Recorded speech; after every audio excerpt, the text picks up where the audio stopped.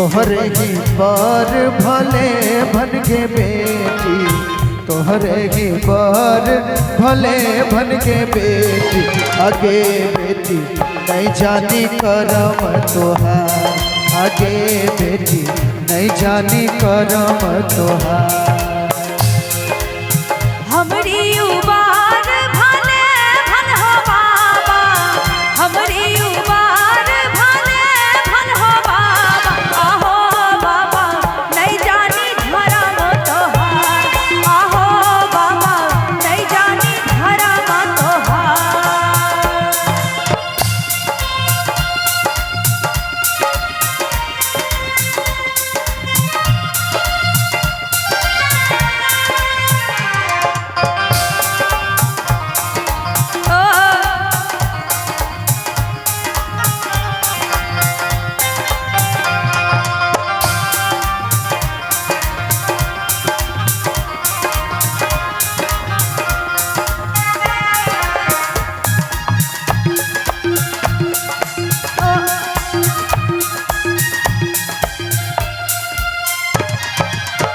उजरे दालान चाही बैठल छहो चाचा,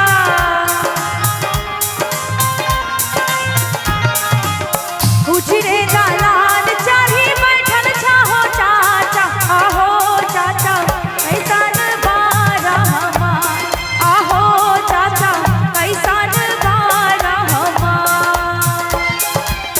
तोहरे ही बर भले भन के बेटी, तोहरे ही बर भले भन के बेटी, आगे बेटी नहीं जानी करम तोहार, आगे बेटी नहीं जानी करम तोहार। हमरी उबार भले भन हो चाचा, हमरी उबार भले भन हो चाचा, आहो चाचा नहीं जानी धर्म तोहार, आहो चाचा नहीं जानी धर्म तोहार।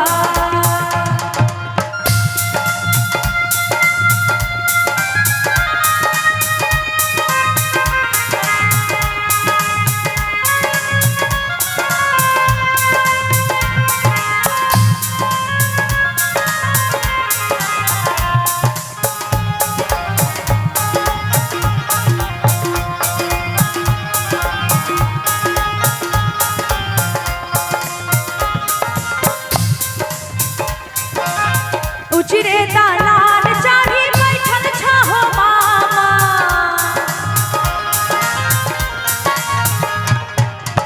उजरे दालान चाही बैठल छहो मामा, आहो मामा कैसन बारा हमार, आहो मामा कैसन बारा हमार।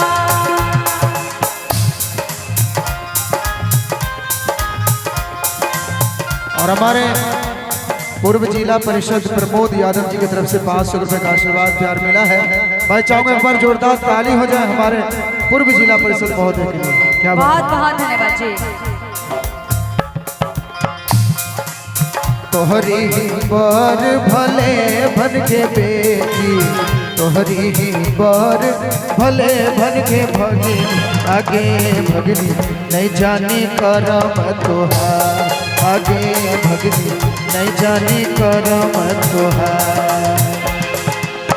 हमरी उबार भले भन हो मामा, हमरी उबार भले भन हो मामा, आहो मामा नहीं जानी धर्म तोहार, आहो मामा नहीं जानी धर्म तोहार, आहो मामा नहीं जानी धर्म तोहार। आगे बेटी नहीं जानी करम तोहार, आहो बाबा नहीं जानी धर्म तोहार, आगे बेटी नहीं जानी करम तोहार, आहो मामा नहीं जानी धर्म तोहार, आगे भगनी नहीं जानी करम तोहार, आहो मामा नहीं जानी धर्म तोहार, आहो मामा नहीं जानी धर्म तोहार।